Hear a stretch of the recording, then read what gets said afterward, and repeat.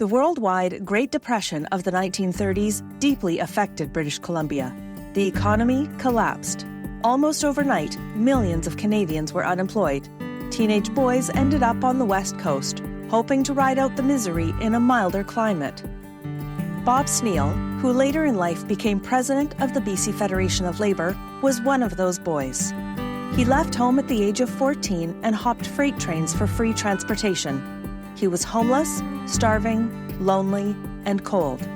He describes what it was like. And when you've gone for 3 or 4 days without eating, the dreadful thing about being unemployed in these days was that you didn't know when you were going to eat next. You just didn't know. When you were sleeping in a boxcar, wrapped up in the newspapers and in brown paper to keep warm, you do this night after night. You can't wash, you can't eat, you can't do anything else.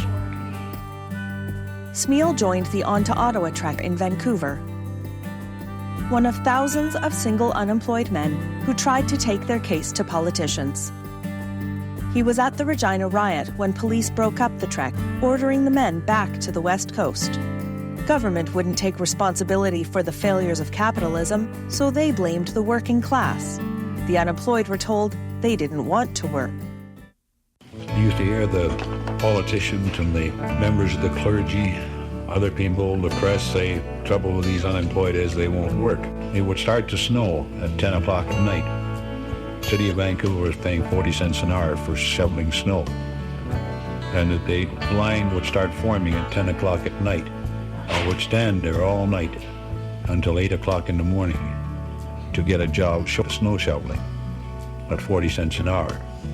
And I have stood there myself in a lineup that extended over 2 city blocks long, all night. And then at 6 o'clock in the morning, after the snow turned to rain, we stood all night for nothing. And they said we didn't want to work.